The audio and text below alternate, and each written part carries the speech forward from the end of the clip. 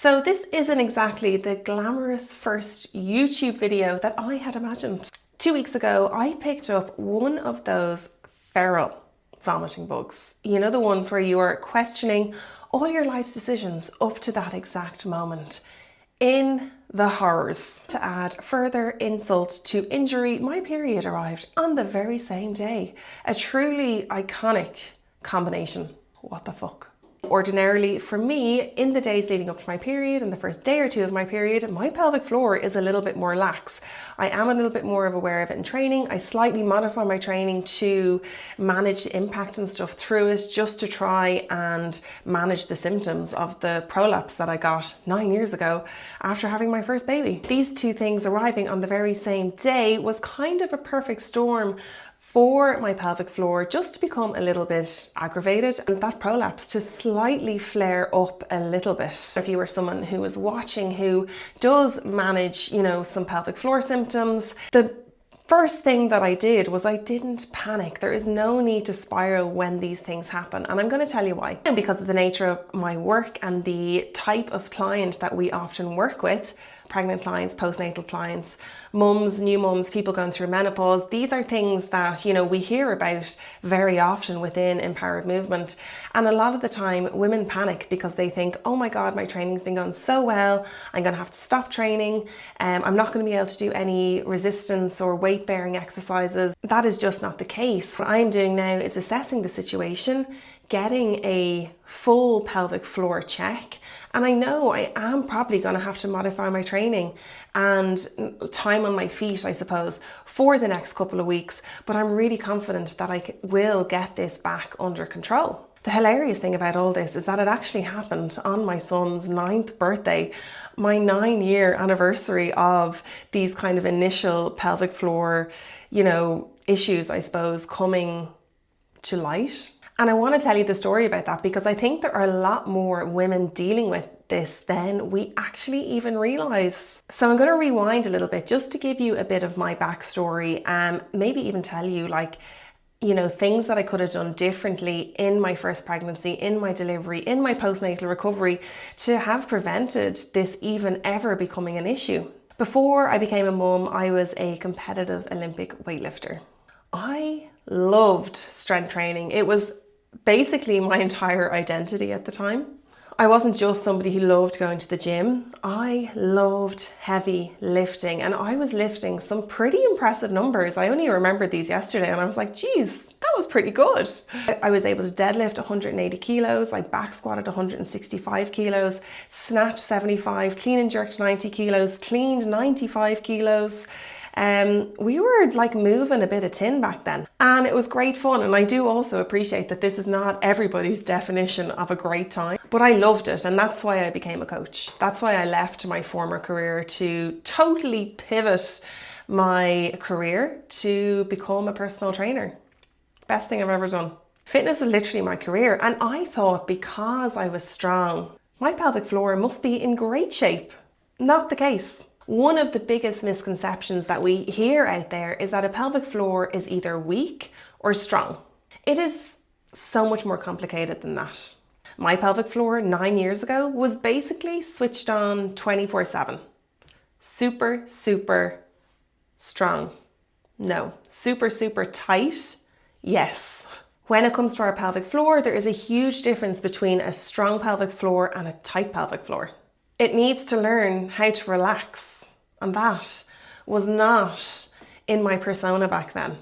I'd never heard this. So when it came to me having my first baby, walking into that labour ward, aware that years of lifting as heavy that I was, bracing my core as much as I would have, was going to impact my pelvic floor. I didn't think this at all. Then came the pushing phase of labour.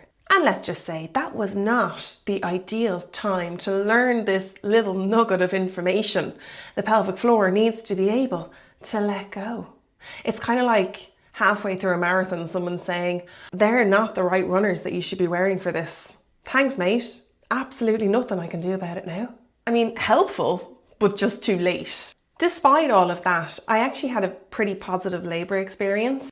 And this is the bit where I have to hold my hand up. This is the bit that actually changed everything for me. I thought because I was a personal trainer, I thought because I had this extensive training background and that I was now a new mum, I understood training for postnatal women.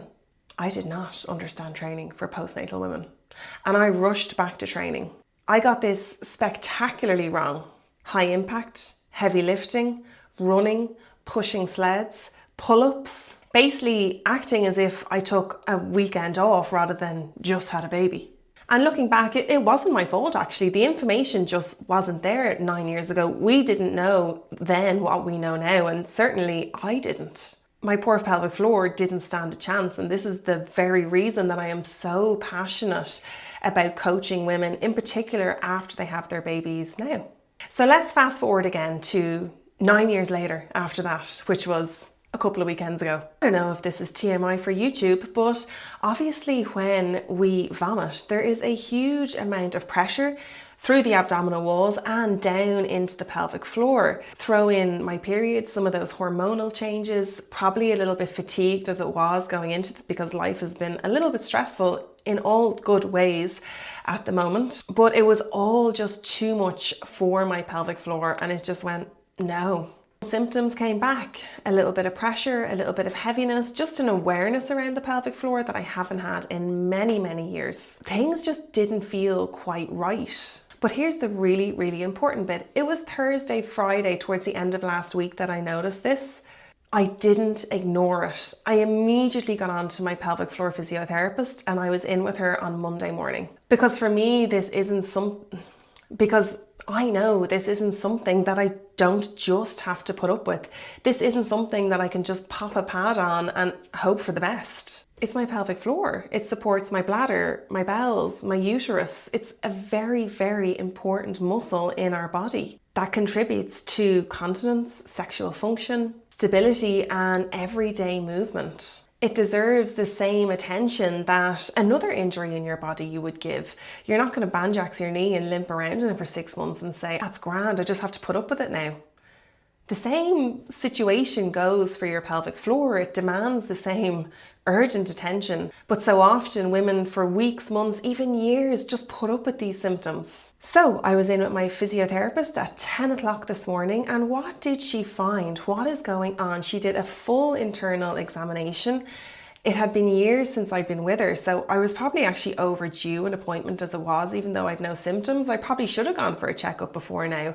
Newsflash, my pelvic floor is extremely tight again, which makes complete sense. After all of that puking, everything had to become really tight and kind of overprotective.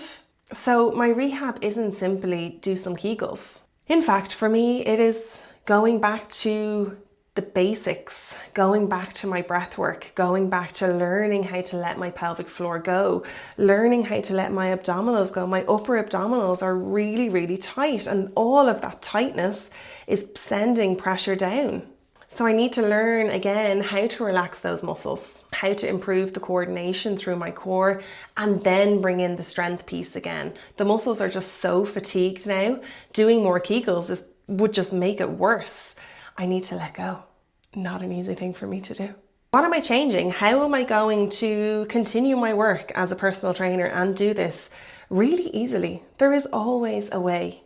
And I'm so glad that I know that, because otherwise I'd be panicking, because I love training. It adds so much to my life. So what am I going to be doing? I'm going to be rolling out my glutes and my abs regularly to actually try and just let those big muscle groups go. Because if the big ones can't let go, the little ones are not going to be able to let go. I'm going to be increasing my breath work as well. I'm going to be reducing impact in my training sessions for a little while. I'm going to be easing back on really heavy lifting, downward pressure, coughing. I'm going to be taking a little bit more recovery, a little bit more time off my feet. I'm really excited because I have 2 or 3 books that I'm dying to read. So this is the time to do it. I'm making sure that if I'm going out walking, that I'm wearing the correct supportive footwear. So I'm really paying attention to my symptoms rather than, just hoping they're going to go away. Because the likelihood is with this tightness, it just probably would have gotten worse and worse. When actually, it's a pretty easy fix now that I know what I need to do. It's not forever. I just need to pull back a little bit for the next while to give my body a chance. And this is one of the biggest issues, I think, in the fitness industry. We see everything as either a success or a failure. You're either smashing PBs, signing up for marathons, signing up for high rocks, or you're falling apart.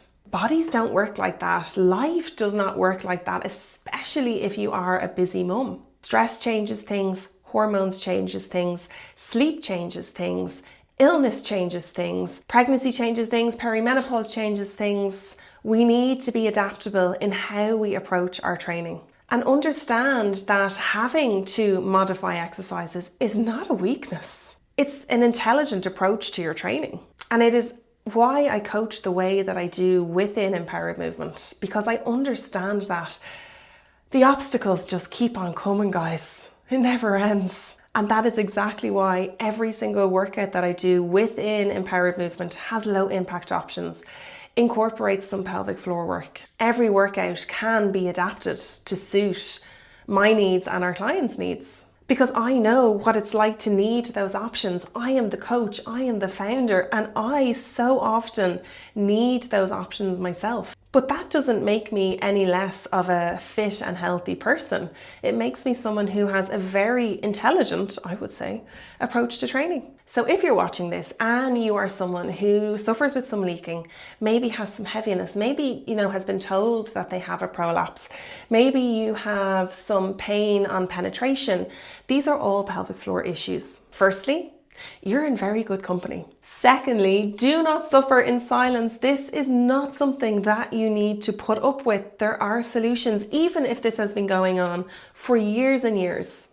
Go and see a pelvic floor physiotherapist. You need to be properly assessed to understand what's going on. The answer isn't always, oh, you have a weak pelvic floor. Sometimes it's tight. Sometimes it just has poor coordination. Sometimes it's just overloaded. But the great news is your pelvic floor is incredibly adaptable, just like us and every part of our body. 9 years after having Jacob, had someone have told me that I was still managing my pelvic floor, I wouldn't have believed them, to be honest, but I am still learning myself. I am still adapting, but I am still able to lift. I go back to my CrossFit gym once or twice a month and I can hold my own in those classes. As an almost 40-year-old mum of 3, I can go in and train with all these young guns who are hitting these high numbers, doing, high pressure gymnastics movements, and I can actually do it. I can't believe, I never ever thought, sorry, if you don't know me, I also had twins 5 years ago, full-term twins, 38 weeks.